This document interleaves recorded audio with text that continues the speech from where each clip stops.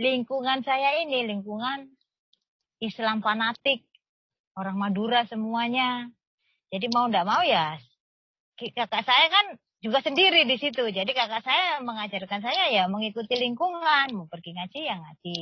Mau pergi sembayang ya sembayang. Pokoknya diikuti semuanya seperti itu dengan adik saya. Saya juga guru mengaji. SD kelas 4 sampai kelas 6 saya juga guru mengaji. Tetapi saya pintar mengaji. Bismil abi wal ibni warohil kudus al illahul wahid. Dalam nama Bapa, Putra, dan Roh Kudus ketiganya yang esa. Shalom teman-teman, selamat datang kembali di channel Kristen Indonesia. Terima kasih untuk teman-teman yang sudah setia mendukung perkembangan channel ini lewat subscribe, like, komen, bahkan yang sudah share video-video dari channel ini. Biarlah kiranya video-video yang diupload dari channel ini, baik itu kesaksian para murtadin, baik itu perdebatan dan banyak hal lainnya, dapat menjangkau banyak orang dan banyak orang yang boleh percaya kepada Yesus Kristus. Nah teman-teman sekalian, pada video kita kali ini kita akan kembali lagi mendengarkan kesaksian daripada seorang murtadin. Kita akan mendengarkan bagaimana kisahnya dia akhirnya memutuskan untuk meninggalkan agama Islam. Meninggalkan agama yang telah dipelajarinya sejak kecil, yang telah diwariskan oleh orang tuanya kepadanya. Bagaimana kisahnya? Mari bersama-sama kita dengarkan kesaksiannya dan biarlah kiranya kesaksiannya ini menjadi pelajaran bagi kita, menjadi sebuah penyemangat baru bagi kita untuk terus kita berjuang di dalam iman kita. Ya, tentu saja ketika dia percaya kepada Kristus ada begitu banyak tantangan, ada begitu banyak persoalan yang dihadapinya. Tetapi kalau sampai sekarang dia masih menjadi pengikut Kristus, itu karena sebuah pertolongan Tuhan yang luar biasa dalam kehidupannya. Nah, kita akan mendengarkan kesaksiannya bagaimana dia melewati semua fase hidup yang sangat sulit itu dan tetap bertahan di dalam Kristus Yesus. Mari bersama-sama kita dengarkan kesaksian dari murtadin ini. Selamat menyaksikan.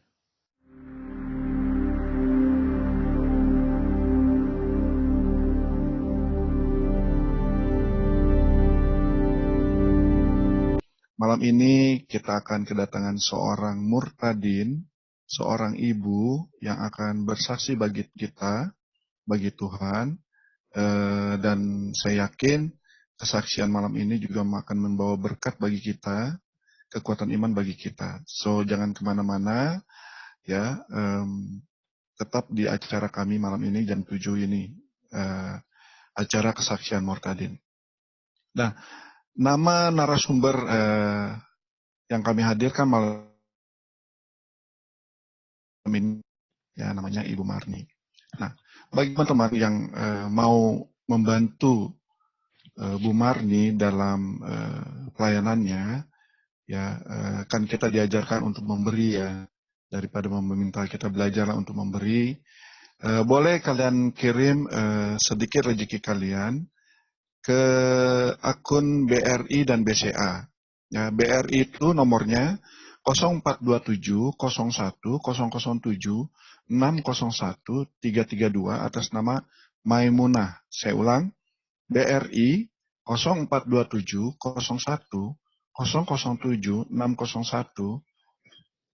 532 atas nama Maimunah, atau BCA di 5940 676659 atas nama Setiawati. Saya ulangi sekali lagi, di BCA 5940 676659 atas nama Setiawati. Ya, kalian bisa mengirim dengan angka unik. Misalnya kalian mau kirim 100.000, kirimnya 100 001. Lalu untuk keterangannya tulis Murtadin IM, ya, Murtadin IM. IM itu Ibu Marni. Nanti semua persembahan saudara atau pemberian saudara akan diberikan semuanya kepada Ibu Marni. Ya, semuanya. Tidak sepersen pun kami akan ambil.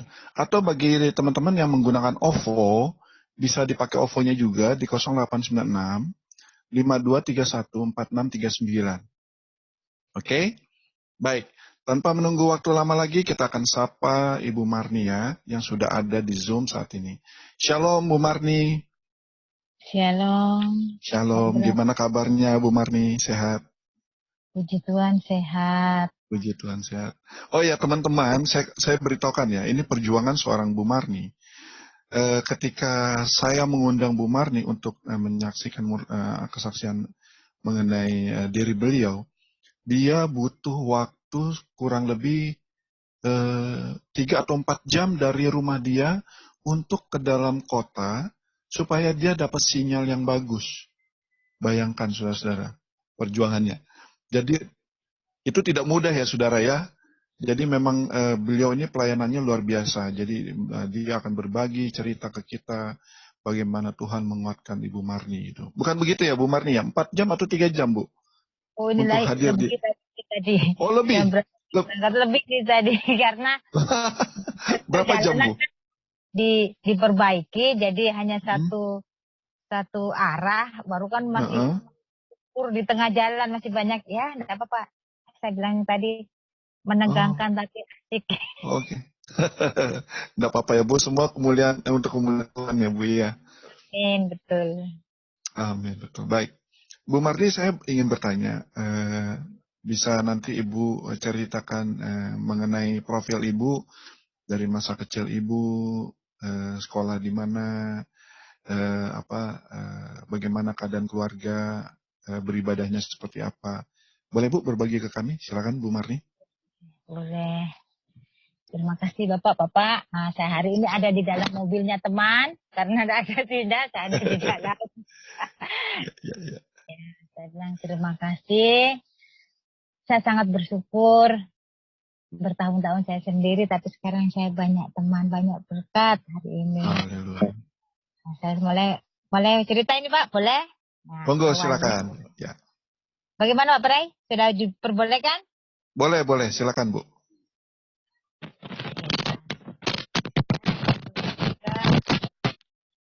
Halo? Silakan Bu, silakan. Saya dari keluarga, saya 7 bersaudara. Kakak saya nomor 1 tinggal di Surabaya, kedua kakak saya ini transmigrasi, 2 jadi saya dengan ketiga adik saya ikut mama. Dan mulanya seperti itu. Tapi karena kita terus pergi-pergi, kena banjir, Lamongan tidak karu-karuan, jadi kita itu hidup ya seperti itulah. Ayah saya seorang veteran tapi sudah meninggal dan saya juga nggak tahu bapak saya bagaimana. Jadi saya dengan 3 adik ikut ibu sampai ke Surabaya. Nah sampai di sana kakak saya yang nomor 1 itu Kejawen ya, kan dari Solo. Nah saya dari Solo dia Kejawen, jadi tiap hari karena saya yang terbesar saya diajar itu tadi belajar ilmu kejawen. Di dalam tubuh kita ini ada 3 yang harus kita ajak kompromi, yaitu tubuh, jiwa, dan roh ini tidak boleh pergi kemana-mana. Harus itu, kemanapun itu harus dibawa. Jadi itu dasarnya dulu. Sambil jalan, lingkungan saya ini, lingkungan Islam fanatik. Orang Madura semuanya. Jadi mau tidak mau ya, kakak saya kan juga sendiri di situ. Jadi kakak saya mengajarkan saya ya mengikuti lingkungan. Mau pergi ngaji ya ngaji. Mau pergi sembahyang ya sembahyang. Pokoknya diikuti semuanya seperti itu dengan adik saya. Saya juga guru mengaji. SD kelas 4 sampai kelas 6 saya juga guru mengaji. Tetapi saya pintar mengaji, tapi hati saya itu hanya mengaji saja. Itu saja, mengaji ya mengaji. Kalau ayat-ayat kecil dihafal hampir khatam, tidak jadi. Karena saya sudah tidak ada di situ. Saya belajar kejawen, terus ketemu teman yang Kristen kecil. Saya SD itu umur 9 tahun. Besar sekali saya, karena tidak disekolahkan. Tapi karena saya ini sudah mulai nakal, mulai kecil nakal, pokoknya saya harus sekolah, bagaimanapun caranya saya harus sekolah. Ya saya harus sekolah, makanya saya didaftarkan sekolah, tapi hanya kelas 6 saja, setelah lulus tidak sekolah. Tetapi di dalam sekolahan SD itu saya punya teman Kristen itu yang kecil, dia juga di situ kecil sendiri, saya tua sendiri, jadi sudah klop lah. Dia kecil sendiri butuh teman, butuh pelindung, saya ini sudah besar, jadi saya sering ke rumahnya dia. Nah di rumahnya itu ada sekolah minggu kecil-kecil di rumahnya. Nah tiap hari di situ saya senang membaca, saya sering baca itu kitab bergambar ya. Ada kitab untuk sekolah kan bergambar itu. Ceritanya Nabi Daud. Saya senang-senang saya seperti itu. Lama-lama kok saya senang, di situ saya senang saya. Setiap pergi ada kesempatan, saya lari ke rumahnya dia, saya belajar saja itu. Saya bilang, bolehkah saya pinjam yang bukan cerita? Saya tidak mau yang cerita karena saya bukan anak kecil. Saya mau kitab betulan. Itu saya dipinjami Alkitab itu, saya belajar. Tapi dibilang ibunya, kamu tidak dimarahin kok, kamu kesini terus. Tidak apa-apa, saya bilang begitu. Kakak saya kan tidak melarang. Kakak saya mengajarkan, kemana kau pergi, ke apapun yang kau pelajari, yang penting jangan mencuri, mengambil apapun yang bukan milikmu, jangan disentuh. Terserah kau mau apa saja, yang menurutmu baik kerjakanlah. Itu kakak saya ngajarinya gitu ya. Jadi ya sebegitu. Nah, rutinitas saya tetap setiap sore mengaji, pergi mengaji. Karena saya juga guru mengaji, masih nyambung-nyambung kata mengaji. Saya juga ikut masuk di remaja masjid. Kalau habis remaja masjid, saya pergi lagi ke rumah teman saya baca Alkitab. Sudah seperti itu rutinitas saya sampai lulus kelas 6. Kelas 6 mau SMP saya tidak disekolahkan. Nah, di situ di mau sekolah SMP itu awal daripada saya belajar Kristen atau tidak. Nah, SMP ini kakak saya yang transmigrasi pulang mengambil ibu dengan 3 adik saya, semuanya diambil ikut transmigrasi. Saya tidak mau, saya berpikir kalau saya transmigrasi pasti saya tidak sekolah. Saya mau jadi lagi orang tidak karu-karuan, saya tidak mau. Jadi saya tetap di Surabaya supaya saya bisa sekolah. Jadi ketika adik saya dibawa dengan mama saya tetap di Surabaya. Terus kakak saya nomor 1 itu yang saya ikuti, kamu mau sekolah bagaimana biayanya? Saya bilang biar nih, saya enggak usah ikut di sini. Saya yang penting sekolah, saya ikut-ikut orang mau. Nah, disitulah saya ikut orang. Dan yang saya ikuti lagi ini Arab Pakistan. Arab Pakistan, jadi saya di sini sudah. Pokoknya saya tidak boleh keluar dari jadwal yang dia jadwalkan. Mengaji sembahyang, mengaji sembahyang, mengaji sembahyang. Sudah, itu saja terus. Maghrib, sholat maghrib, kalau tidak boleh mengaji, tidak bisa keluar makan. Jadi harus sholat maghrib, mengaji, habis mengaji, dengar azan isya, sholat isya baru keluar makan. Nah, di situ saya ikut belajar juga, tetap tidak ada masalah. Tetapi di situ saya bersyukur karena setiap hari Minggu saya boleh pulang ke rumahnya kakak. Tapi saya tidak pernah pulang ke rumahnya kakak. Saya pergi ke gereja. Di gereja pun saya tidak boleh masuk karena ditanya, mau Kristen? Saya bilang bukan. Ya sudah, saya baca saja di luar, dengar-dengar khotbah di luar, saya baca kitab di luar. Begitu, berjalan terus waktu. Pokoknya saya belajar dari Tuhan seperti itu. Lama-lama saya juga di situ tidak suka karena tertekan, karena itu tadi ajaran-ajaran, di rumah juga ajaran-ajaran.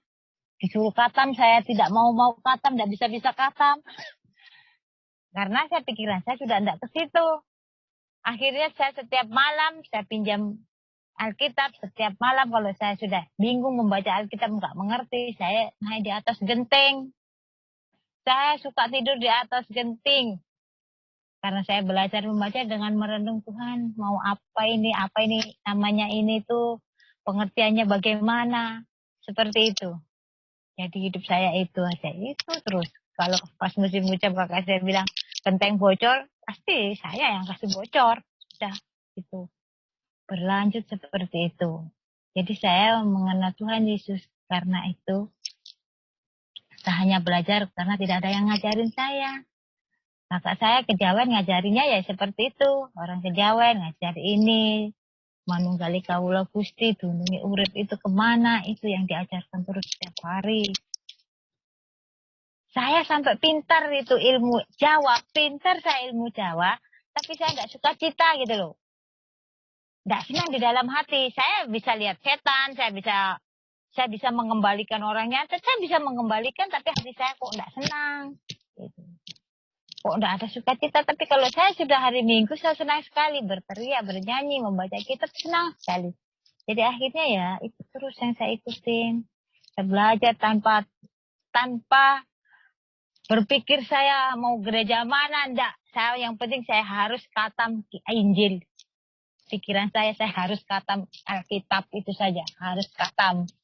Bagaimanapun caranya biar saya stabil setiap hari, pokoknya saya harus belajar di situ. Karena di situ saya mengerti, bahasanya mengerti, saya juga enak. Bagaimana berbuat dengan orang di sekelilingnya itu kan sudah ada di Alkitab semua. Nah, disitulah saya suka cita di situ. SMA, saya terus SMA, saya keluar dengan rumahnya kakak saya daftar SMA, cari sendiri biaya SMA. Cari sendiri, saya dulu kan pembina pramuka. Dapat sedikit-sedikit saya pakai bayar sekolah. Dan di sekolah SMA saya tidak membayar, saya dapat beasiswa gitu ya. Itulah maksudnya kebaikan Tuhan. Saya tidak disekolahkan orang tua, tapi saya bisa mengecam sampai SMA. Di situ saya sekolah SMA, ada guru saya yang suka, saya tinggal lagi di rumahnya. Seperti itu. Terus begitu, tapi ini Alkitab tidak pernah saya tinggalkan. Yang penting saya senang saja. Sampai saya itu dianggap di situ orang nggak punya utak katanya. Kenapa? Selalunya bergembira kayak orang gila katanya. Tapi ya saya senang saja. Orang nggak perlu tahu saya susah. Bagaimana saya tidak bayar sekolah, bagaimana saya tidak makan. Mereka tidak tahu. Yang penting saya senang saja. Gitu saja. Dan puji Tuhan, saya itu mulai sekolah SMP 1, 2, 3, SMA salah 1, 2, 3 itu selalu jadi pemimpin, selalu jadi ketua kelas, jadi ketua OSIS. Di situ juga kan kalau saya pikir sekarang, tidak mudah loh orang jadi seperti itu. Jadi ketua kelas, jadi pemimpin OSIS, semua kegiatan itu pasti dibebankan ke saya. Puji Tuhannya, saya bisa menyelesaikan semuanya itu. Nah, saya hanya percaya saja dengan Tuhan Yesus. Tapi saya tidak tahu bagaimana bertemu.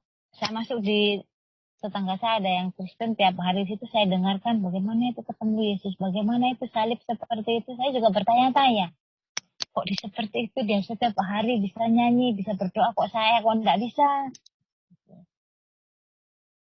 Akhirnya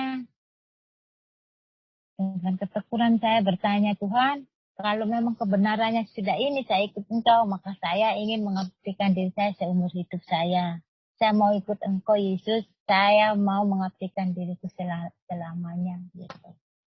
Dari situ, sudah saya tekun belajar kitab. Jadi saya, kalau dipikir saya sudah tidak menikah, itu saya putuskan SMA kelas 2.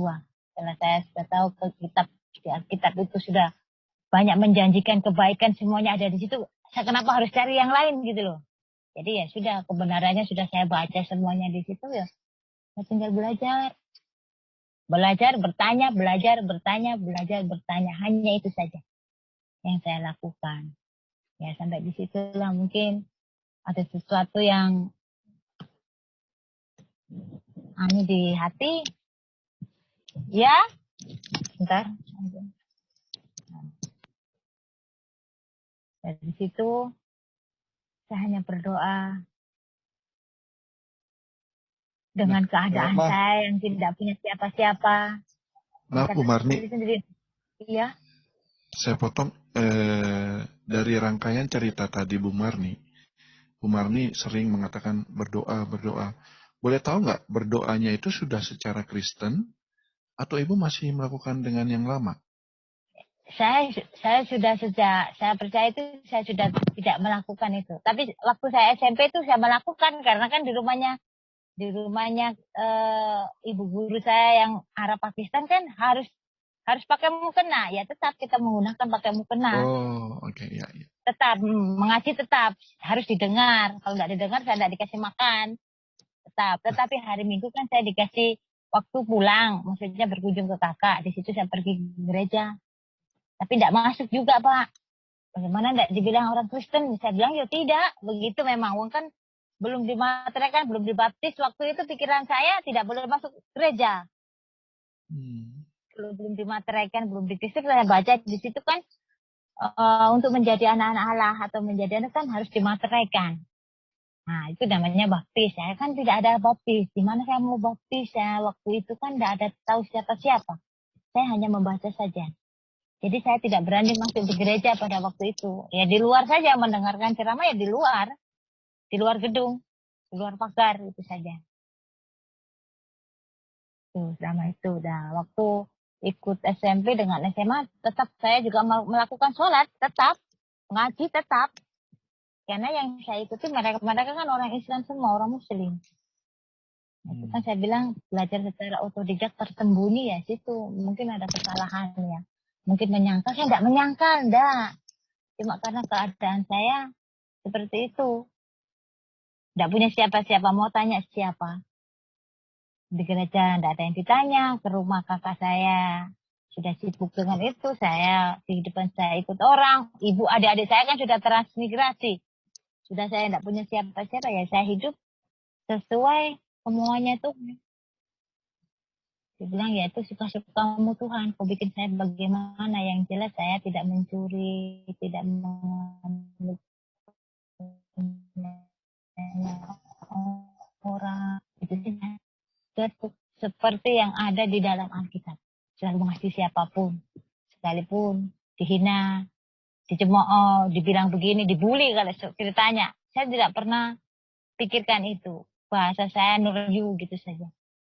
Saya tidak pikirkan mereka. Yang penting saya itu senang setiap hari. Saya bisa berdoa, saya bisa membaca setiap hari. Dan sampai sekarang saya punya ini ya membaca sampai sekarang. Membaca itu kehidupan saya. Baik. Nah, Bu Marli saya boleh bertanya, kan Ibu tinggal sama tadi yang orang Pakistan itu ya. Lalu Ya. di satu sisi Ibu menceritakan ke gereja. Nah, Ya. dalam waktu itu apakah ada misalnya pertanyaan dari orang yang memberikan rumahnya ke Ibu gitu, misalnya, Bu Marli kemana aja sih? Kok di waktu-waktu ini tiap minggu kamu nggak ada gini? Ada pertanyaan-pertanyaan seperti itu nggak terhadap Bu Marli? Tidak, karena kan dia coba bilang, dia bilangnya gini, setiap hari Minggu kan saya di rumahnya, hari Minggu kan saya boleh pulang ke kakak, itu loh ceritanya. Boleh libur di rumahnya. Kan saya ikut dia ya, namanya ikut sekolah bagaimana ya, ya sudah ikutlah. Ikut ya membantu segala semua. Kalau hari Minggu saya boleh pulang nengok kakak di rumah gitu loh. Setiap hari Minggu. Nah, diambil Nah, kesempatannya di situ. Ya, di situ. Saya ambil Baik. kesempatan di situ.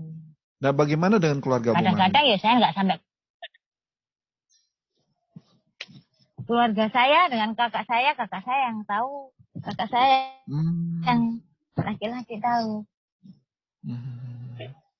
Kakak saya laki-laki tahu, saya suka gini, kamu kemana saja kalau ke namanya kan Bu Erna ya yang itu, dan saya belajar di sana, kamu gimana, apa-apa enggak dimarahin, enggak. Saya selalu bilang baik-baik saja, sekalipun ya dimarahin, namanya ikut ya dimarahin, salah ya dimarahin namanya. Saya di situ yang paling tersiksa itu, kalau disuruh mengaji, harus disuruh katam. Itu saya tersiksa sekali ikut di situ. Soalnya saya sudah tidak ada hati untuk belajar di situ, sudah tidak hata. Saya sudah tidak ingin katam, sudah tidak. Sekalipun saya pintar mengaji, tapi saya sudah tidak mau, saya tidak mau dalam hati. Saya ngajinya itu saja. Kadang-kadang ditanya, kenapa aku ngaji surat itu saja, tidak pindah-pindah gitu. Ditanya, bisa itu, saya bilang gitu.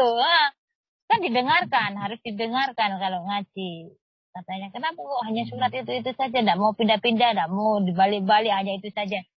Saya bilang, yang bisa saya itu saja ya, apalkan gitu. Itu saja, tapi untungnya tidak banyak protes gitu saja. Kadang-kadang kalau saya disuruh mengaji atau apa, saya dulu itu saya bilang saya haid itu. Kalau disuruh ya saya lagi haid, begitu. Kadang-kadang saya bilang supaya saya lolos dari itu, lolos dari mengaji dan sembahyang gitu. Kadang-kadang seperti itu ya, enggak tahu ini dosa atau apa. Tapi waktu itu pikiran saya itu baik bagi saya, itu saja. Kadang-kadang bagaimana dipaksa ikut orang seperti itu, kan harus dipaksa. Tapi di hati enggak ada. Di hati saya itu enggak ada gitu. Untuk itu sudah enggak ada. Jadi dipaksa ya, ikuti saja alurnya. Yang penting saya di situ masih bisa sekolah, masih selesaikan sekolah gitu saja. Yang ada di pikiran saya sekolah. Itu. Kalau kakak saya pulang, tanya saja kalau pulang di sana gimana, ikut orang gimana gitu. Saya bilang semuanya baik-baik saja, itu saja. Diajari begitu, harus belas kasihan dengan siapapun, membantu orang, nggak usah pilih-pilih siapapun katanya, ramein gawe sepi ing pamrih. Itu itu diikutkan. Jadi bekerja saja, enggak tahu berapa hasilnya, enggak usah hitung hasil, yang penting bekerja bantu orang. Jadi saya senang saja bantu siapa saja, ikut siapa saja, saya oke-oke saja, enggak pernah berpikir yang seperti itu. Nah, Jadi karena itu semua sebenarnya juga, akhirnya ya namanya susah ya. ya. Jadi sebenarnya Bu Marni itu menolak untuk khatam ngaji waktu itu alasannya kenapa menolak supaya itu? Apakah Karena saya susah atau? waktu untuk khatam itu tidak susah, saya sudah enggak.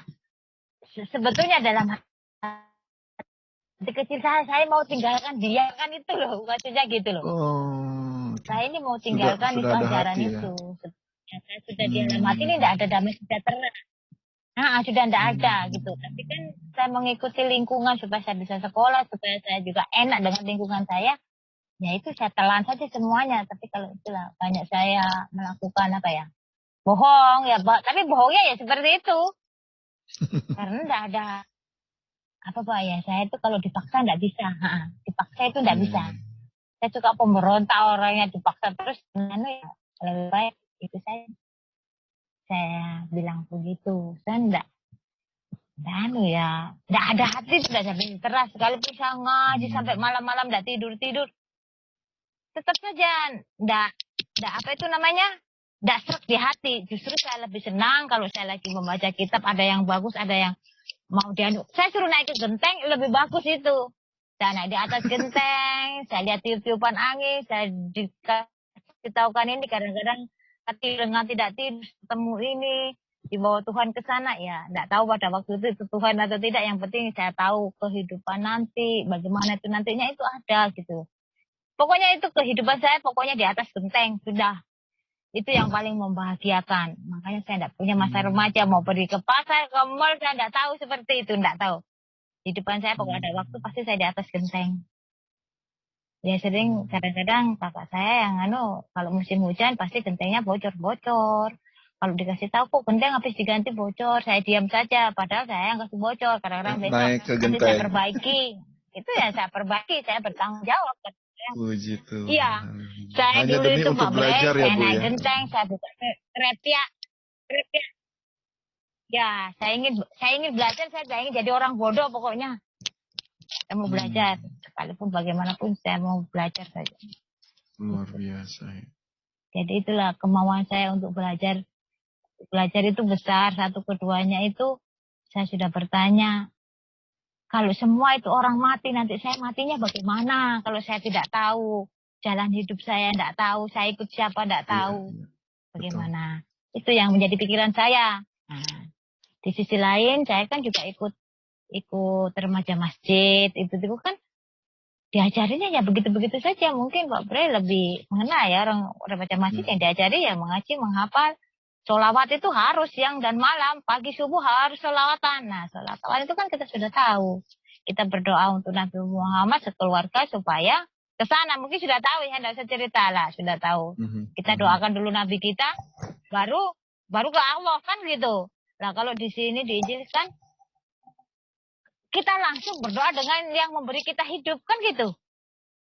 Iya. Kenapa pakai perantara? Saya bilang sudah begitu, kenapa harus pakai perantara? Kalau kita bisa langsung berdoa kepada yang Maha Kuasa, kepada yang ilahi langsung, to the point, dari muka ke muka. Kenapa harus pakai perantara? Itu yang sudah ada di pikiran saya pada waktu itu. Jadi saya sudah tidak mau itu ya, ikut-ikutan saja lah. Ya sudah tidak serak di hati. Begitulah kehidupan saya.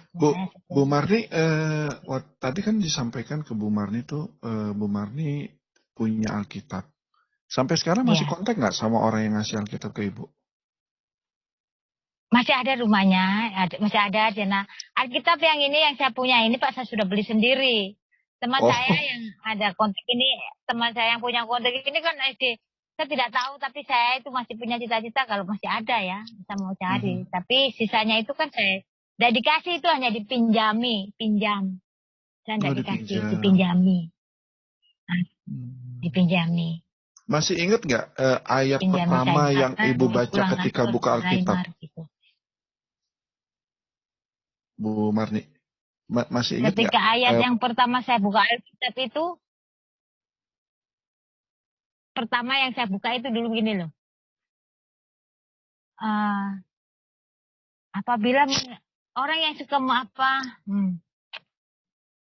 menghina orang itu menghina sang penciptanya, apa itu? Diambil ya di Mazmur kayaknya itu. Sebentar. Menghina. Coba itu aduh. Jangan menghina sesamamu, karena menghina sesama kan menghina sang pencipta. Itu pertama saya pikirkan itu saja. Pertama-tama di Mazmur. Saya dulu bacanya itu Mazmur dengan Amsal itu saja terus-terusan.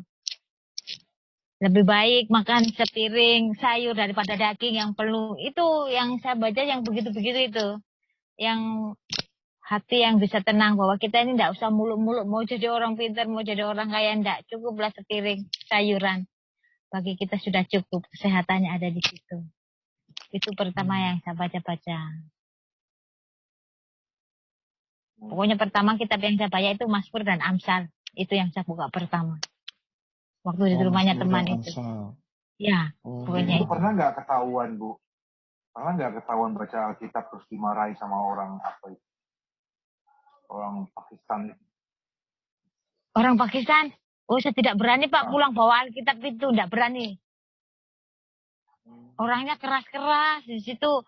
Saya tiap hari saja saya sudah dibilangi kalau disuruh ngaji ini bala alasan. Wah, boleh, tidak usah lah diceritakan yang gitu-gituan mengenang masa lalu. Tidak baik. Ya pastinya dimarahi. Bagaimana kalau saya ikut?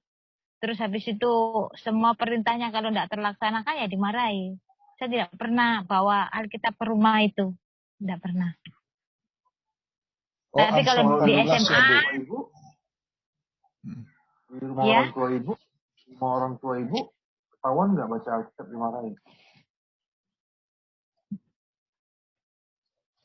Tidak. Kakak saya kan kejauhan kan tidak seperti itu. Kakak kan sudah ngajari gitu. Apapun yang baik tidak pernah dilarang. Silahkan cari ilmu kehidupan. Kakak saya tidak pernah melarang. Kakak saya tidak pernah melarang. Ya. Yang penting jadi itu baik ya. Ya. Bu Marni, ini saya menemukan Amsal 14 ayat 31. Benar nggak ini? Siapa menindas orang yang lemah, menghina penciptanya. Tetapi siapa menaruh belas kasihan kepada orang miskin, memuliakan dia. Itu bukan? Ya itu dulu. Itu saja yang saya itu pertama kali. Saya tidak luar biasa ya. Ya, saya yakin ini Tuhan yang menggerakkan ibu untuk membaca ayat ini. Ya, adem sekali di hati. Bagaimana kalau kita mau hidup dengan sesama, kalau kita mau gitu keuntungan dan segala macam. Saya mau baik dengan siapa saja. Itu saja, karena saya bisa menumpahkan kepala saya kepada siapa saja yang saya temui. Kalau saya baik, tapi kalau saya jahat, congkak, dan segala macam, ya saya tidak bisa bernaung ya. Itu yang saya temukan. Oh, luar biasa. Jadi saya adem saja itu. Ternyata ada ajaran baik gitu. Lalu singkat cerita nih kita melangkah lebih lagi ya. Tadi kan cerita mengenai ibu masa sekolah ya, dari SD, SMP, lalu SMA. Ya, ibu giat belajar, begitu juga ibu juga dipercaya untuk jadi pemimpin, leader ya, jadi ketua kelas. Luar biasa ya. Karena mungkin ibu dilihat sosok yang tegas itu ya. Lalu di dalam perjalanan ibu selama itu, ibu belajar Alkitab. Nah, ibu belajar Alkitab ini ada nggak teman diskusi ibu saat itu? Apakah ibu belajar sendiri, baca sendiri gitu? Iya, baca sendiri, enggak ada. Diskusi siapa saja, baca sendiri. Ditelan-telan sendiri, pokoknya sendiri. Enggak ada yang petunjuk. Siapa teman petunjuk, enggak ada saya. Enggak berani juga mau dengan siapa. Mau bertanya dengan siapa juga. Teman Kristen enggak ada lah. Teman saya anak kecil tadi itu kan dia juga masih anak-anak. Dia kan dengan ibunya. Enggak bisa juga bergaul dengan saya ke sana kemari. Jadi itu saja. Sendiri saja. Enggak ada yang... Tidak ada yang tuntun saya, tidak ada yang mau bertanya ini artinya apa, tidak ada. Wah, luar biasa ya. Saya baca saja, pokoknya saya baca saja. Sudah. Ya. Berarti pengertian yang ibu tanamkan di pikiran dan hati ibu itu Saya yakin betul itu karya Roh Kudus ya Bu ya. Karena Ibu membaca sendiri. Dan Ibu Iya, bisa boleh sendiri karena ditanya. paham Betul. gitu ya, luar biasa. Jadi, nah begitu Ibu lulus SMA, ceritanya gimana Bu?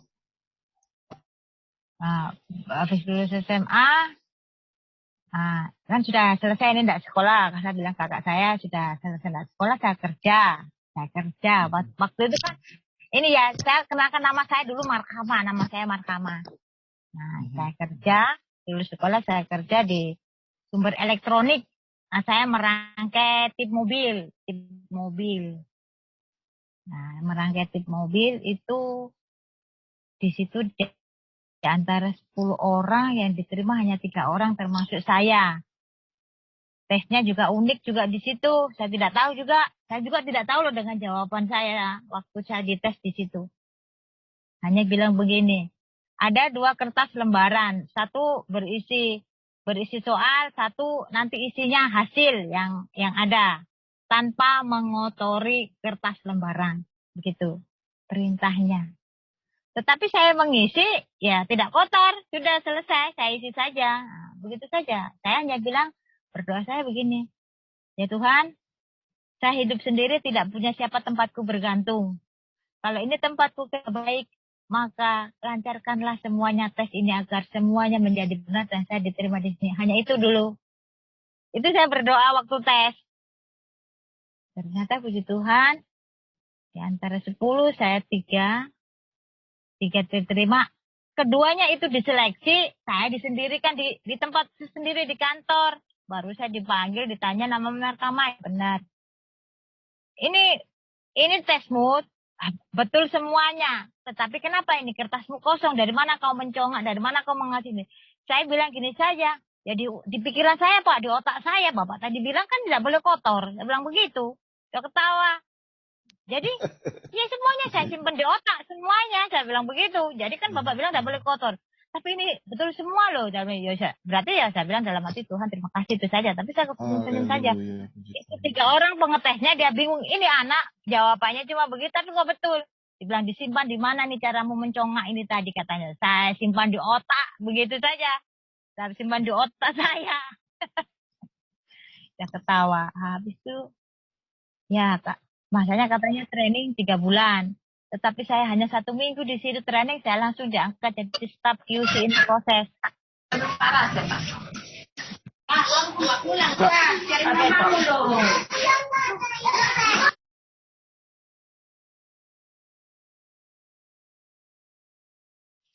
Lanjut Bu, lanjut Bu.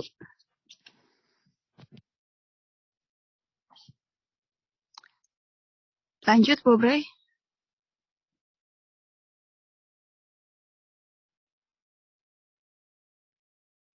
Bu Marni.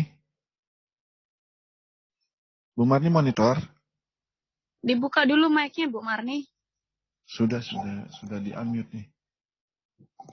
Bu Marni? Buka kembali, oke. Ya. Halo. Ya. Iya, silakan Bu. Nah, dari di situ saya kerja di sumber elektronik itu 1 minggu langsung saya sudah jadi staf QC. Di situ lagi banyak sekali iri dan dengki ya. Sudahlah, di situ saya tahu. Yang kerja di situ 7 tahun, 5 tahun masih jadi pegawai. Saya hanya 1 minggu sudah jadi staf. Jadi kan, ya sudahlah, begitulah pekerjaan Pak. Saya bersyukur dengan Tuhan. Tetap saya bersyukur karena Pak, Tuhan tidak pernah mempersulit kehidupan saya. Sekalipun saya tanpa saudara, ibu saya jauh, adik-adik saya jauh. Kakak saya juga jauh. Tuhan tidak pernah mempersulit kehidupan saya. Saya kerja apa saja saya diterima. Itu. Nah, dari uang itu saya kirim ke adik saya yang 3 itu. Yang ditransmigrasi katanya di sini tidak sekolah. Tidak ada yang sekolah ketiga-tiganya. Aduh Tuhan, saya menangis saja. Jadi semua gaji saya masuk ke sini. Itu. Tuh, pertama saya kerja lulus SMA. Tapi saya pikir-pikir.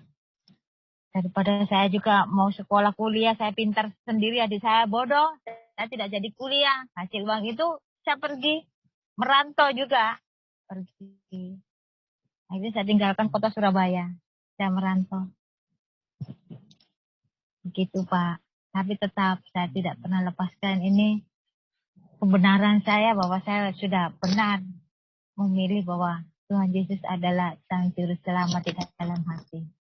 Karena dibilang roh yang ada di dalam tubuh saya ini kan rohnya juga dia, bagian kecil dari roh Tuhan. Jadi apapun yang saya derita, pasti Tuhan juga merasakan apa yang saya derita. Begitu saya cara hidup. Enggak pusing mikirkan apa-apa enggak. Itu saya hidup. Di dalam hatiku ada Tuhan. Sudah, itu saja. Jadi saya merantau dari situ tahun 2000 itu saya sudah tinggalkan Surabaya. Saya merantau ke Palembang, ke Ambon, kemana-mana lah. Saya merantau itu. Jadi sampai pekerjaan itu Ibu tekuni sampai saat ini atau sekarang Ibu sudah nggak kerja lagi atau gimana? Pekerjaan itu saya tekuni, saya kan 3 tahun di setengah di situ di pekerjaan situ. Setelah itu saya sudah tinggalkan. Saya tinggalkan, saya pergi cari orang tua saya dengan adik-adik saya. Dapat pesangon, sebelum nonton dapat pesangon, saya pakai uang itu pergi cari ibu dengan adik-adik saya. Saya tinggalkan Surabaya. Nah, saya tinggalkan kota Surabaya ini, saya merantau ini di Sulawesi, saya nomor 1 cari gereja. Saya ingin dibaptis, saya ini dimenateraikan. Tuh, aku, itu tujuan saya pergi. Ya. Kalau bisa jangan sebutin lokasi yang sekarang, ya. Oh ya. Jadi Sabang sampai Merauke ya Pak, ya saya pernah ke Palembang, Ambon, ya sudah. Oh ya, saya pokoknya merantau kemana-mana. Tuhan mengizinkan saya pergi, di situ ada saja. Nah tadi Ibu sampaikan, Bu Mari sampaikan mencari adik, keluarga Ibu gitu. Ketemu ya Bu ya? Iya, ketemu kan ada alamatnya ketemu. Ketemunya itu ya sudah ada yang jemput di pelabuhan ya. Sudah ada yang jemput kalau saya mau datang gitu. Lalu setelah ketemu, Ibu declare nggak ke mereka? Maksudnya Ibu expose nggak bahwa aku sekarang sudah pengikut Yesus? Gitu, belum ada yang tahu, belum. Setelah saya tahu keluarga saya, kan saya tinggal untuk ketemu keluarga saya itu 1 minggu saya juga terkatung-katung cari tempat tinggal. Nggak tahu kan jauh sekali tempat saya ini dengan cari orang tua kan jaya. Saya 1 minggu itu tolong juga orang di sini, orang Chinese juga ditolong dikasih tempat tidur. Itu kan tidur lah di situ numpang sampai ketemu saudara saya. Saya numpang di situ 1 minggu, terus saya ketemu itu, baru saya pergi ke rumahnya ibu dengan adik-adik saya bertemu di sana. Nah, habis bertemu, saya lihat namanya daerah transmigrasi itu, menyedihkan, menghancurkan hati. Ya, saya di situ. Iya, menyedihkan sekali. Jauh sekali mau sekolahnya harus 1 malam baru sampai ke sekolahan. Makanya tidak ada yang sekolah. Itu saya bilang, kenapa itu? Harus berjalan sejauh itu untuk sampai ke sekolahan 1 malam. Jadi itu kalau mau sekolah harus nginep di rumahnya orang, tidak bisa dia pulang balik. Akhirnya saya punya uang, saya belikan buku semua paket, saya kirim saja. Pokoknya apa gurumu punya, katanya namanya di transmigrasi mana ada guru punya buku, titip saja anak. Itu saja. Dia kirim ke saya beli 1 kelas 3. Pokoknya kau tidak usah sekolah. Adik saya kasih begitu. Kalau nanti kau membaca. Itu saja, membaca di rumah. Nah, ternyata tempatnya adik saya, tempatnya sekolah malahan. Karena bukan punya buku. Jadi anak sekolah selanjutnya ada dengan kakak itu. Belajar di situ. Karena tidak bisa sekolah. Nah, saya sudah kembali lagi. Saya tidak tahan hidup di hutan seperti itu. Saya tidak tahan. Saya kembali lagi, merantau lagi, keluar lagi. Nah, keluar lagi itu sambil keluar, saya hanya gini, Tuhan, saya sudah ikut denganmu sudah sekian lama. Bagaimana caranya aku bisa menyebutmu dengan nama Tuhan yang ada di dalam hatiku? Kan seperti itu kan sudah dibilang harus dimateraikan, toh harus distempel untuk menjadi pengikutnya. Di mana saya cari itu? Itu tidak ada ketemu. Dan saya itu pergi ke rumahnya orang tidak dikenal saya. Ya, saya pernah di bengkel itu saya kerja, asal mulanya di situ saya baru dibaptis. Saya kerja di bengkel, Karena saya tidak punya siapa-siapa, saya kerja di bengkel. Nah, saya di bengkel di situ saya bilang orang jauh boleh saya menginap untuk tempat tidur katanya. Boleh ya, tempat tidur untuk karyawan. Saya kerja dulu. Soalnya juga dia orang Kristen China, jadi saya suka dia baca-baca kalau kerjanya mana, saya suka intip-intip juga kemana dia pergi saya ikuti. Oh, di situ gerejanya. Saya masuk di situ kok udah enak. Saya ikut Bu, saya besok ikut kah? Nah, kamu Kristen kah? Saya bilang, ya, saya bilang sudah begitu. Oh ya sudah ikut. Nah, tapi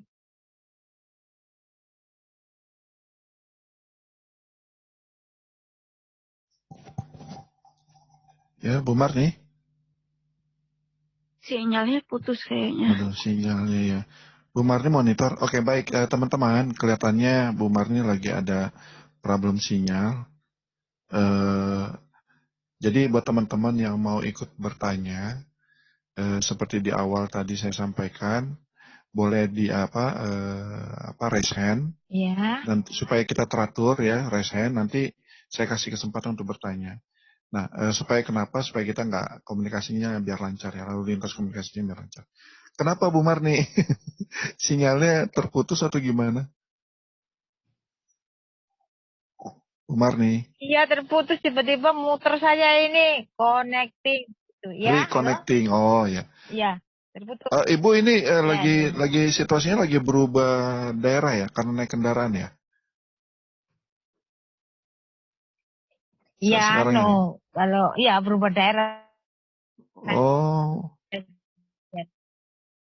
Bukan di tempat yang tadi Bu Marni? Yang kita sebelumnya telepon-teleponan itu? Bukan. Bukan, udah pindah Ya, tempat? belum, udah. Oh, soalnya kalau yang sebelumnya tuh Bu Marni bersih banget suaranya. Kalau yang sebelumnya bersih banget suaranya Bu Marni. Ini di luar ya Bu? Ya, di luar. Oh, nah, ini duduk-duduk di luar ini. Baik. Ya tadi Ibu suaranya sempat robot, terus hilang, terus balik lagi gitu, nggak sinyalnya naik turun. Iya. Baik, dilanjut Bu Marni. Silakan dilanjut ya. Tadi kan Ibu ngikutin bos Ibu ya yang di bengkel, yang orang Chinese ke gereja gitu ya. Terus, gerejanya dia Petra, ayo masuk di sini ya. Saya ikut 2 kali, saya ikut dia. Tetapi kok tidak enak juga. Dia juga tidak mengajari saya, ikut saja begitu.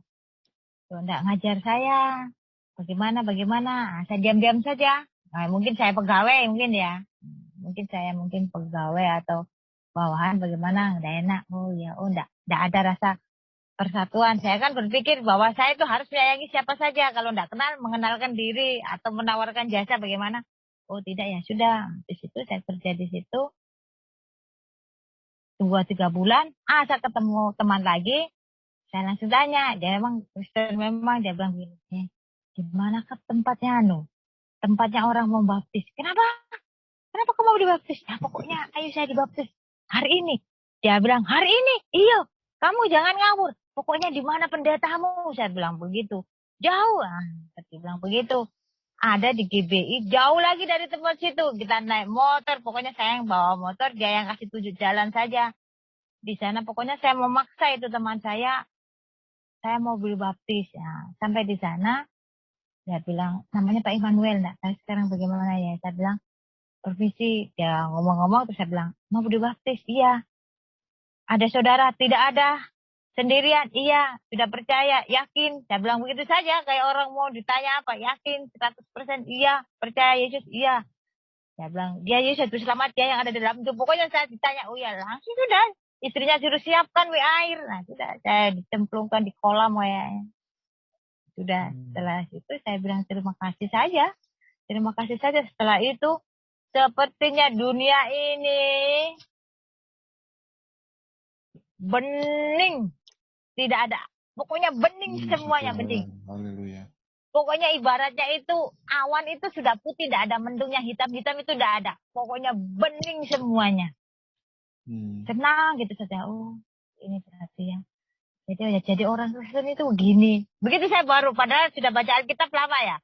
Tapi saya habis dibaptis saya merasakan, oh jadi orang Kristen itu begini ternyata. Ternyata begini, dunia ini ternyata enak. Bening semuanya. Gitu loh. Pokoknya bening ya. Bagaimana mengutarakan bening? Awan putih yang bening itu loh. Yang bercahaya begitu. Jadi situ sudah saya lebih berani dengan siapa saja sudah. Saya di sana di dalam hati sudah begini, aku anak raja, begitu di dalam hatiku terus. Aku anak raja, gitu saja. Jadi dari situ saya sudah berani, saya bilang, Mar kamu ini kalau disuruh sembahyang itu di sini juga waktu saya merantau kan disiapin mukena dia, Mar sembahyang sana kalau sholat di sini. Saya bilang, ya gitu saja. Saya bilang, kenapa kau tidak sholat? Saya bilang begini. Nah sekarang saya sudah, Bu, maaf, saya bilang saya anak raja yang tidak boleh sholat. Terus boleh apa? Saya bilang begitu saya Kristen. Oh iya, sudah, begitu saya sudah berani, saya Kristen, saya anak raja. Begitu saja saya di mana-mana begitu. Yang saya bikin senang, begitu saja. Sampai suatu saat ada kejadian yang, ya bagaimana ya, kejadian yang dibilang mujizat sejak saya dibaptis. Saya banyak sekali mengalami mukjizat, keajaiban. Pokoknya banyak sekali. Saya pergi mati kembali. Seperti itu. Sudah, Tuhan kayaknya membuat saya ini benar-benar harus tahu alam semesta ini jadinya besok bagaimana. Itu sudah dikasih tahu kan saya. Sejak saya habis dibaptis itu. Dari dibaptis itu akhirnya saya lebih banyak puasa dan menyendiri. Saya menyendiri dan banyak puasa. Pokoknya Tuhan mau apa, saya mau bawa kemana, begitu saja. Dan saya kan sudah ikut. Saya sudah menyerahkan sepenuhnya diri saya, berarti Tuhan harus menuntun saya sebaik mungkin. Saya bilang begitu saja, kayaknya begitu saja. Saya harus kemana, harus dituntun. Saya tidak mau saya berpikir dengan otak saya. Tuhan yang mikir, saya harus kemana. Misalnya saya harus melangkah ke sana ya, Tuhan ajari saya ke sana. Saya tidak mau mikir sama malah enggak. Begitu cara saya dulu berpikir. Jadi saya serahkan semuanya sejak dibaptis itu. Nah, makanya sekali saya mengalami mukjizat-mukjizat sejak itu. Sejak dibaptis itu. Saya juga ada cerita sedikit. Uang 150 saya bisa kasih makan 75 orang. Nah, lucu ya. Ada Yesus bilang kalau 2 roti, 2 ikan dengan 5 roti bisa kasih 500. Yes. Dan 150 bisa kasih makan orang 75. Oh, saya merinding ini, Pak. Luar biasa. Luar biasa. Langsung Tuhan Yesus berkarya ya, Bu ya? Iya, langsung berkarya sejak saya dibaptis. Pokoknya banyak sekali saya menemukan. Saya juga bergaul di tempat saya ini kan saya ikut orang haji. Yang tempat saya merantau itu, yang saya ikutin pasti ibu haji. Tidak ada orang yang saya ikuti sama-sama Kristen sama-sama enggak ada. Pasti orang-orang dari orang-orang Muslim yang taat-taat begitu yang saya ikuti. Jadi saya berpikir mungkin saya dicemplungkan lagi ke situ, mungkin saya harus mengasah diri saya, itu saya pikiran saya. Kenapa saya habis dibaptis malah saya ketemu orang-orang seperti itu? Ketemu ibu haji, saya pernah ikut mewakili manasik haji 2 kali. Bapak enggak lucu ya? Lucu ya. Saya sudah Kristen tapi saya ikut manasik haji. Baik, Bu Marni, ini ada teman kita yang angkat tangan mau bertanya. Ya, kami kasih waktu untuk Pak Semut, silakan. Iya. Ya, Pak Semut, silakan bertanya. Ya. Ya, sebenarnya saya mau bertanya, tapi Ibu itu tadi bercerita tentang manasik haji. Coba Ibu ceritakan dulu tentang manasik haji yang Ibu disuruh itu maksudnya bagaimana? Nanti baru aku mau menanyakan pada Ibu. Tanggung dari Ibu menceritakannya. Ini, oke. Ini manasik haji. Kan saya ikut orang haji. Antara jarak manasik haji dengan tempatnya ini ibu haji yang saya ikutin ini kan jauh sekali. Beliaunya kan sakit, punya gula juga. Jadi saya yang mengikuti manasik ini, saya yang mewakili ke sana. Nah, di sana itu saya ditanya, kan mungkin nanti suatu saat akan saya lihat profil saya, mungkin profil saya ini aneh dan antik mungkin. Saya mulai kecil, saya tidak pernah pakai rok. Jadi suka saya berantem. Nah, saya juga pernah jadi simpai. Pokoknya pelajaran saya ini pelajaran melalang buana, Pak. Jadi saya di sana mau mewakili manasik haji, saya ditanya, Pak, bolehkah saya mau masuk mewakili manasik haji Ibu Haji ini? Beliaunya sakit. Nah, kamu apanya? Saya bilang, saya anaknya. Tapi dia bilang, masa Bu Haji punya anaknya kayak begini? Bapak tahu ya, model saya memang pakai kopi, kopluan begitu. Baru saya pakai jaket. Ya, tombol banget lah. Saya pertamanya tidak diterima. Ya, tidak diterima. Ya, tidak boleh masuk. Semuanya kan pakai kerudung-kerudung dan cantik dan manis. Saya tidak diterima. Tetapi saya dikasih kursi untuk duduk di luar pintu. Ya sudah, saya dengarkan saja apa-apa yang dipakai. Itu sampai sekitar 1 bulan, kan 3 bulanan, 1 bulan. Ya pokoknya saya masuk. Sudah. Jadi setelah saya ikut semuanya ya, begitu-begitu yang mungkin bapak-bapak yang sudah pernah haji mungkin ikut manasik lebih paham mungkin daripada saya. Nah, semua yang saya dapat ini menurut pikiran saya sendiri saya kasih tahu kan ini ibu yang mau manasik haji. Nanti di sana tawaf itu begini, ini begini, ini begini. Saya bilang begitu, tidak usah dihafal pakai bahasa Indonesia. Saya bilang begitu. Saya tidak mau kan dikasih kertas lembaran untuk menghafal itu. Lah baik ini. Pokoknya disuruh menghafal lah itu. Saya bilang dengan ibu ini, jangan menggunakan bahasa yang tidak mengerti. Saya bilang begitu dengan ibu ini yang mau naik haji. Bahasanya kan Tuhan itu mengerti semua bahasa. Semua bahasa dia mengerti. Jadi ibu nanti bahasa Indonesia saja.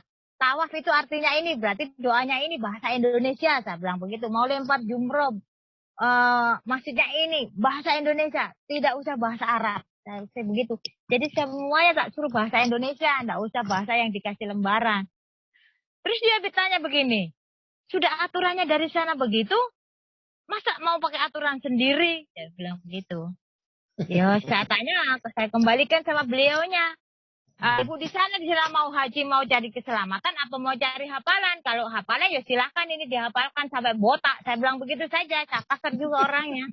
Hafalkan saja sampai botak. Saya bilang begitu, kalau tidak mau ya sudah, kalau saya begitu.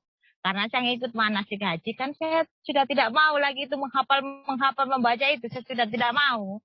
Jadi saya kasih ini kertas-kertasnya semuanya ini saya begitu. Tapi puji Tuhan, nah itu dia pergi haji itu. Ya jadi pergi. Nah ini yang saya sambung lagi dengan tadi itu saya dapat mujizat tadi yang uang 150 makan 75 orang. Ya di situ itu. Dia pergi kan setiap hari Kamis malam Jumat kan ada doa. Harus kirim doa. Sampai beliaunya datang kembali. Nah karena di situ itu. Ini keluarga yang di sinilah saya jadi manusia benar, Pak. Saya jadi manusia benar di sini. Saya di sini tidak dipanggil nama saya, tapi saya dipanggil anjing. Saya dipanggil orang Kristen penjilat. Saya dipanggil pokoknya sembarang saya di situ. Gitu. Sinilah mulai Tuhan bekerja untuk saya. Saya bilang, Tuhan, kalau hatiku sakit, Engkau juga merasakan. Kalau aku dihina, Engkau juga merasakan.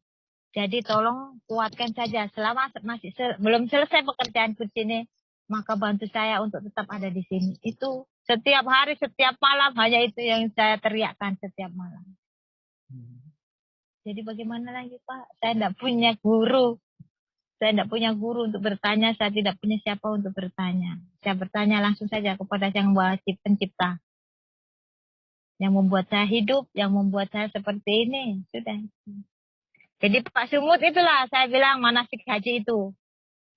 Yang kedua, kakak saya sendiri haji tidak bisa datang. Jadi saya mulai pertama sampai awal sampai selesai saya manasik haji. Sama kakak saya juga saya ajar seperti itu. Jangan menghafal ini yang ada di kertas. Kalau sudah tahu maknanya itu lembar jumroh, tawaf, sa'i. mau tahalul, mau ini. Pokoknya seperti ini, bahasa Indonesia saja yang mengerti. Sesuai apa yang ada di pikiran, enggak usah. Saya kasih begitu saja ajaran saya. Ya, yang enggak tahu juga. Puji Tuhan juga katanya selamat. Kakak saya juga tidak ada apa-apa. Pada temannya juga banyak yang di sana ada sakit penyakit, tapi kakak saya pulang selamat. Sama dengan Ibu Haji kemarin juga, sekalipun dia di sana sempat, dia katanya digantungi 1.000 kaki katanya di sana, tidak bisa jalan. Tetapi yang dia lihat katanya di sana saya. Dia ingat saya. Katanya di sana waktu ada masalah itu dia ingat saya. Terus akhirnya dia telepon anaknya. Di sana Mar baik-baik ya. Dibilang dia baik-baik. Di situ dia terlepas. Itu. Nah ini ceritanya Ibu Haji sendiri. Waktu dia dapat ujian di sana. Di situ. Dari semuanya itu sekarang puji Tuhan. Ke-8 anaknya Ibu Haji itu sudah memanggil saya. Dengan hormat Mbak Mar. Itu mukjizat bagi saya. Jadi itulah perjalanan saya. Ikut Tuhan Yesus. Ya. Banyak sekali kendala. Tetapi kita harus bisa membuka hati. Iya. Harus Ibu, membuka saya mau hati. menanya boleh ya? Ya. Ibu, saya mau bertanya sekarang ya. Mau bertanya, minta izin share dulu, Bro. Minta izin share. Saya mau minta kasih layar saya. Boleh, itu Bro, ke Bu Debe. Udah bisa.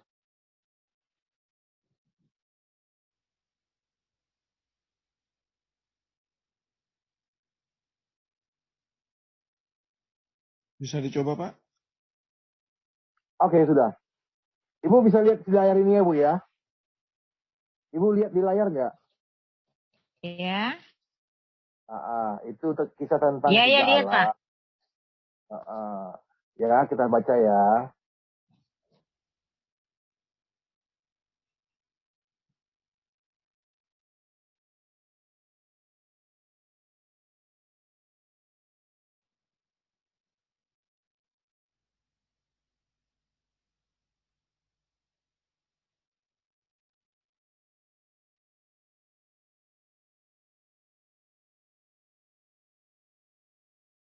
Ya, Pak Semut, gimana?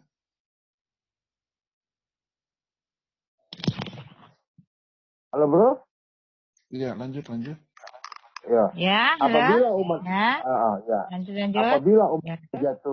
jatuh ke dalam perbuatan yang salah atau jahat, maka ayahnya segera datang. Ini Allahnya segera datang untuk menolongnya agar umatnya kembali kepada perbuatan. Jadi Allah pertama itu, huruf besar itu Ibu lihat, dia memerintahkan umatnya untuk melakukan yang baik atau yang benar, dan jangan melakukan yang jahat atau yang salah, gitu ya. Nah, ini ada Allah yang kedua. Allah yang kedua tidak bisa membedakan mana yang baik atau benar dan mana yang jahat atau salah. Dia hanya mengajarkan umatnya untuk meniru perbuatannya. Umatnya tidak tahu apakah perbuatannya itu baik, benar, atau jahat, atau salah. Sebab si Allah tidak pernah menjelaskan mana perbedaan yang baik dan mana yang jahat. Dan yang boleh, dan yang mana yang boleh maupun yang mana tidak boleh dilakukan. Maka umatnya hanya meniru perbuatan Allah sebaik mungkin. Entah itu baik atau entah itu jahat. Umatnya nggak tahu membedakan. Nah, ini ada Allah yang ketiga. Allah yang ketiga memiliki pengetahuan tentang yang baik dan pengetahuan yang jahat. Sama seperti Allah yang pertama. Bedanya, si Allah ini menyuruh anaknya melakukan perbuatan yang baik dan juga menyuruh perbuatan yang jahat. Dua-duanya diperintahkan untuk dilakukan umatnya. Dalam pelaksanaannya, si Allah ini mendorong umatnya agar lebih menyukai dan melakukan perbuatan yang jahat. Supaya ketika umatnya ada dalam kesulitan akibat perbuatan jahatnya, maka umatnya akan mencari Allah untuk minta tolong dan pengampunan. Maka si Allah akan menolongnya dan si Allah senang umatnya mencari si Allah untuk minta tolong dan pengampunan padanya. Dengan cara membiarkan umatnya berbuat dosa. Nah, dari yang Ibu jalani itu, Allah yang mana yang ideal buat Ibu?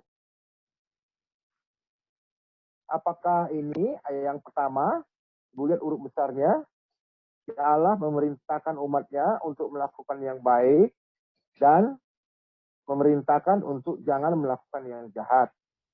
Atau Allah yang kedua, umatnya hanya meniru perintah Allahnya saja, tapi mereka nggak tahu apa itu baik dan apa itu jahat. Umatnya tidak bisa membedakan. Atau Allah yang ketiga, si Allah yang ketiga ini menyuruh umatnya melakukan perbuatan yang baik dan juga menyuruh perbuatan yang jahat. Yang mana yang Allah ideal buat Ibu?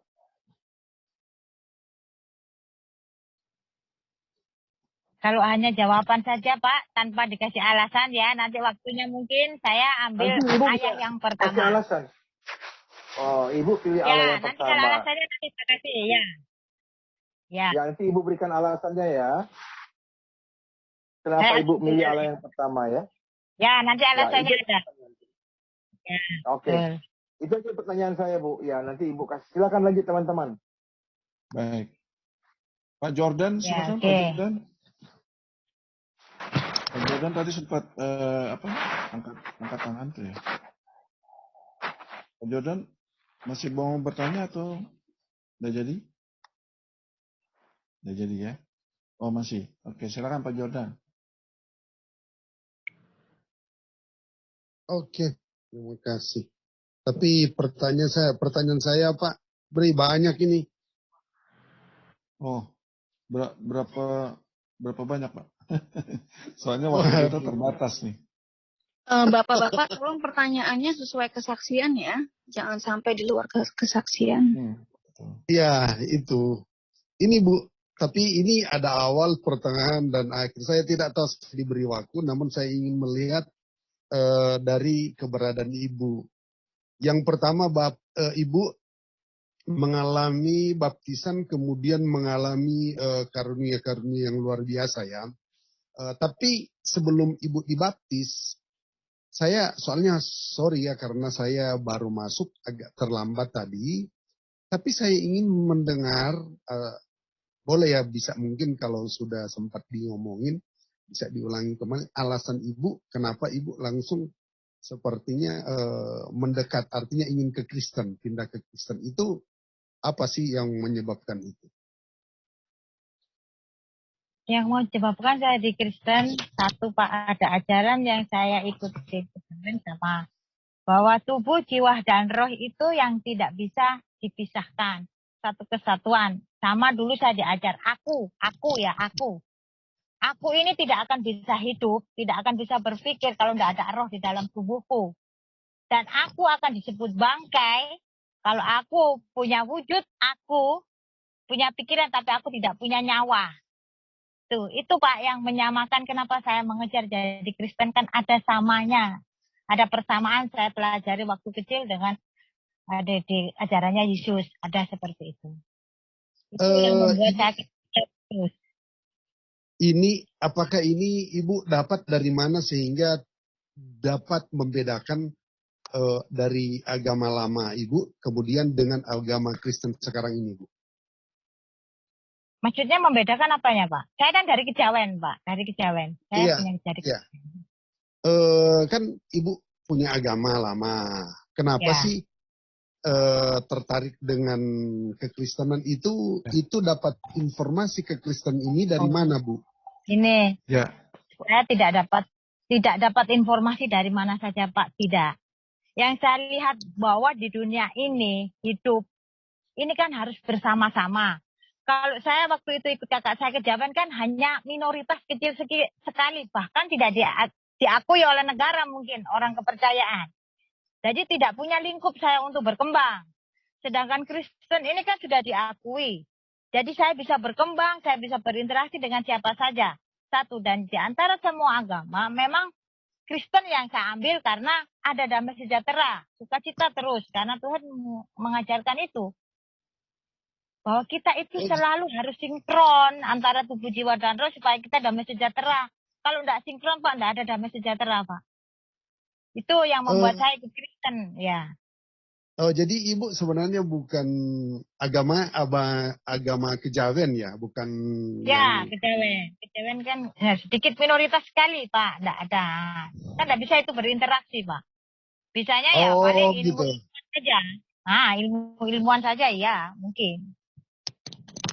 Jadi dengan adanya perbedaan itu kan ibu mengetahuinya dari mana sehingga ajaran Kristen kok seperti ini. Ya Pak Jordan, sebentar Oh, Bu Marni. alah, Pak Jordan, Pak. ini ceritanya udah panjang Pak. Nanti Bapak Oh dengerin ya. aja Udah live-nya, lewat karena itu ya. udah ceritain udah lewat. Iya, panjang sekali Pak Jordan tadi ceritanya. Nanti Pak Oh ya, Jordan jadi coba gini. bisa simak dari live-nya aja gitu. Iya. Gini. Di Kita YouTube-nya aja. Pak Bri, itu kalau begitu kita Mm-mm. ke apa saja? Ke sesudah diri baptis kan? Mm-mm. Oke, jadi kalau yang alasan sudah. Kan Ya, sekarang dia sudah Kristen, kehidupannya sekarang inilah. ya, ya. Nah, begitu sudah dibaptis, Bu Marni mengalami mujizat-mujizat gitu. Ya, bahkan di dalam proses mujizatnya itu pun tetap ada cercaan, hinaan, penderitaan itu tetap dialami juga. Tapi Bu Marni semakin kuat gitu Pak. Ya, jadi nah sekarang Bu Marni dilanjut aja, itu begitu kan kakaknya naik haji sehat, terus dari keluarga yang Ibu Iya. bantu itu kan sekarang udah mulai manggil Mbak, sudah mulai Iya. respect terhadap Bu Ya. Marni ya. Nah, selanjutnya gimana Bu? Ya, kakak saya pada waktu itu kan gimana ya? Kakak saya tahu saya tapi dia tenang-tenang saja. Kakak saya itu tidak mengurus saya, tidak pernah bilang kamu Kristen atau tidak pernah bilang. Dia juga tidak pernah bertanya di rumah saya, tidak pernah bertanya seperti itu. Jadi ya aman-aman saja, gitu saja. Nah, kalau dari haji ini yang saya ikuti juga, dia pernah lihat saya setiap hari Minggu pergi ke gereja. Nah, ada saat dulu di sini ada gereja Betani, saya suka masuk gereja Betani. Di situ masuk gereja Betani, dia bilang begini. Saya tanya dengan ibu ini, kenapa ini anak-anaknya tidak ada punya sopan santun, apa tidak sekolah? Dia bilang, semuanya sekolah, sarjana semuanya. Kedelapan anaknya lagi semua itu, anak tirinya itu sekolah semua, sarjana semua. Ada yang jadi desa, pokoknya segala-segala. Tapi tidak pernah punya sopan, kenapa panggil saya seperti itu? Itu satu yang saya tanyakan dengan Ibu Haji itu. Keduanya, kalau beliaunya masih ingin saya bantu di tempat itu, tolong itu anak-anaknya diajar baik. Kalau tidak, saya akan keluar dari tempat ini. Sudah selesai, saya tinggal di situ. Saya bilang begitu sama ibu itu. Tapi dengan kejadian-kejadian yang seperti itu, dia bilang, untuk sementara kamu tidak usah pergi di gereja. Dia bilang begitu. Tidak usah ibadah, tidak usah pergi di gereja. Nah, terus sudah saja atau kamu mengaji, saya bilang begitu. Ya sudah, kalau masalah mengaji, tidak masalah, saya masih bisa. Saya bilang begitu. Jadi sementara ya di rumah-rumah saja. Kalau saya mau pergi ibadah itu yang cari saya doa malam atau doa yang subuh pagi. Saya tetap mengajari seperti itu. Saya ingin bertoleransi juga dengan mereka. Jadi saya hari Minggu tidak pernah beribadah. Saya hanya cari ibadah malam. Kalau ibadah malam, kalau enggak saya ibadah yang subuh-subuh itu lari-lari. Sebelum saya lari, saya berdoa dulu padahal. Gitu. Untuk supaya mereka dengan keluarganya bisa damai, bisa tenang dengan saya. Enggak semangat. Soalnya gini, itu yang dihujat. Saya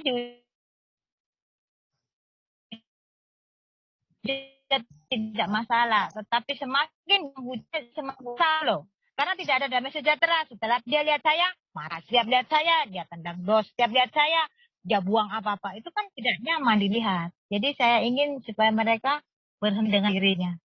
Itu. Jadi saya tidak pergi ibadah. Saya tinggal di rumah, bekerja-kerja saja. Supaya dia tidak melakukan dosa sendiri. Lama-lama di Tuhan. Karena lakukan saja apa bagian saya. Ya, bagian yang lain adalah yang selesaikan. Begitu saya cara berpikir panjang supaya saya juga tidak bingung. Saya juga tidak setengah mati mikir dunia ini. Bagaimana orang jahat semua? Kalau saya bilang begitu. Orang ini loh jahat semua, tidak ada yang baik. Saya juga masuk gereja saja pertama juga saya udah dilihat orang. Saya kayak setan, siluman-siluman selamat katanya orang Jawa. Siluman-siluman selamat datang berapa sudah, tidak ada motor, tidak ada. Katanya orang Jawa gitu ya, siluman-siluman selamat. Begitu. Itulah yang saya lakukan selama kehidupan. Dan saya pernah bertemu, saya cerita ini saya bertemu Yesus. Pas saya habis selesai puasa 40 hari, sudah dalam keadaan, sudah gonjang-ganjing, dihina orang sana sini.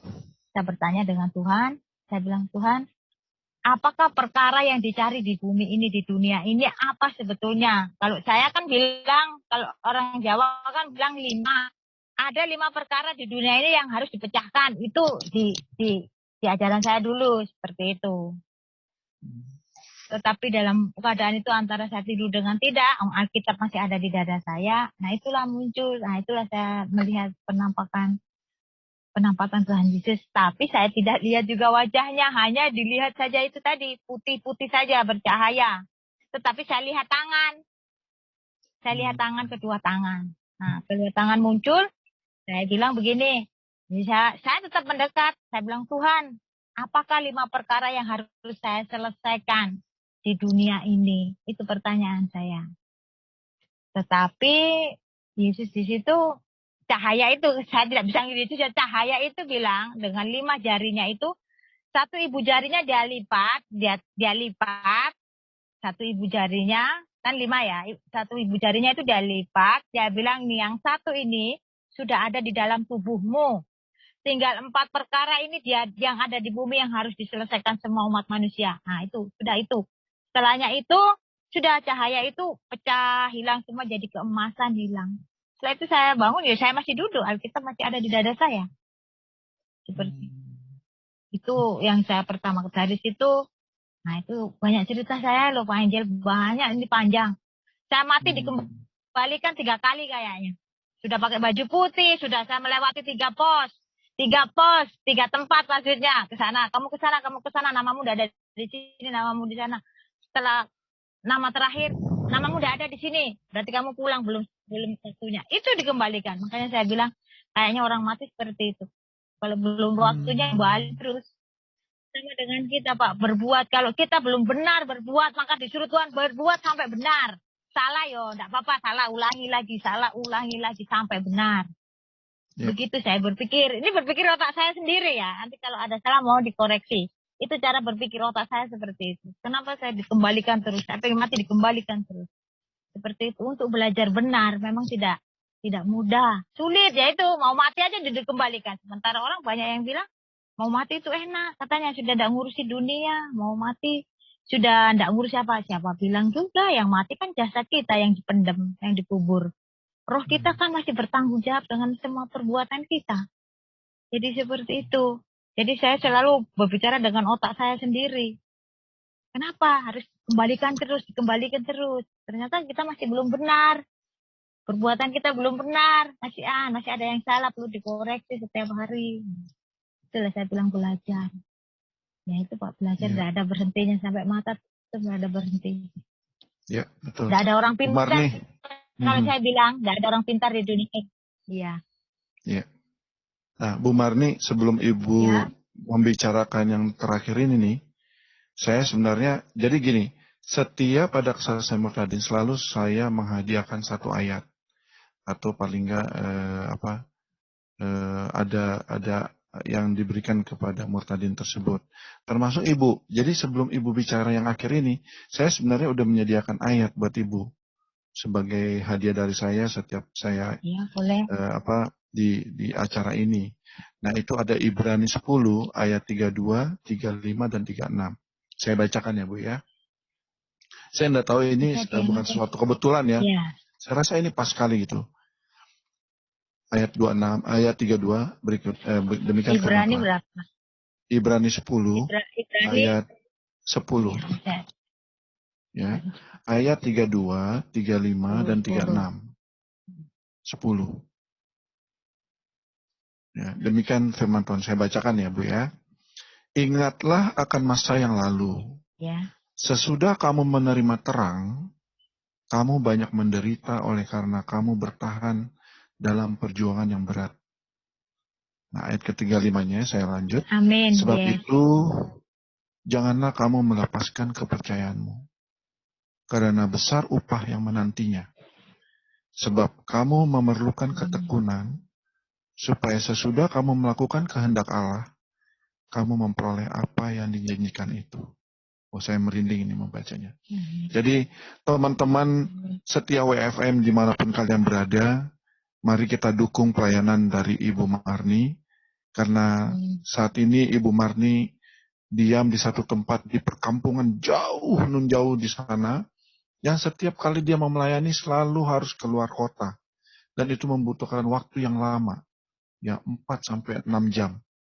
Ya, bagi kalian yang mau terbeban untuk memberi, mensupport pelayanan Bu Marni, bisa kirim ke akun BRI dengan nomor 0427 01 007 601 532 atas nama Maimunah. Ya, dengan jumlah uangnya itu dengan angka yang unik ya, misalnya mau nyumbang 100.000, 100 001, lalu keterangannya Murtadin IM. IM itu Ibu Marni. Atau kalau misalnya Murtadin Ibu Marni juga boleh ya.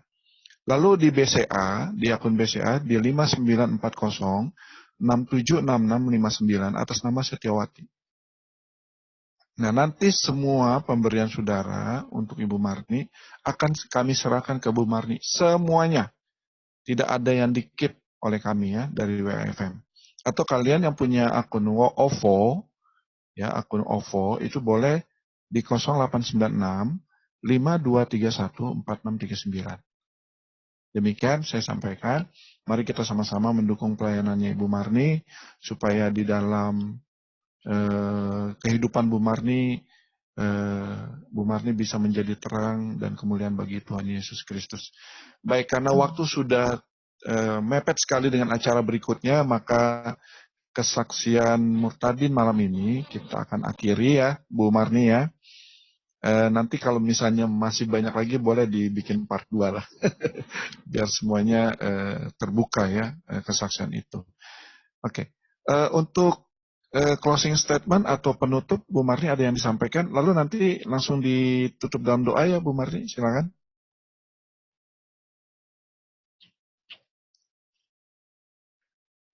Bu Marni.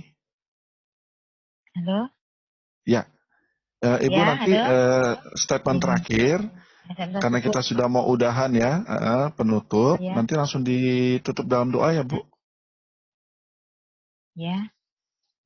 Ya. Sekarang ya Pak ya? Silakan Bu. Ya, sekarang. Silakan Bu Marni.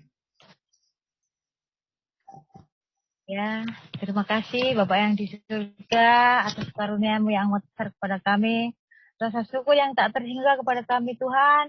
Hari ini Engkau nyatakan kuasa-Mu Tuhan. Kami bertemu dengan orang-orang yang Engkau kasihi, orang-orang yang Engkau berkati, yang percaya dengan-Mu. Tanpa aku berpikir Tuhan bahwa aku bisa dipertemukan dengan saudara-saudara kami yang sudah memanggil Engkau dengan sebutan Bapa yang di surga. Kami rasa syukur dan terima kasih atas semuanya yang dukungan yang diberikan kepada kami dan juga menerima kami sebagai anggota daripada WAFM dan juga kami bisa menerima pelajaran-pelajaran yang selama ini tidak kami mengerti dan selama ini yang kurang dalam pemikiran kami. Tuhan, kiranya saudara-saudara kami yang di WAFM bisa memberi dan bisa melengkapi kekurangan ilmu yang kami pelajari selama ini, Tuhan.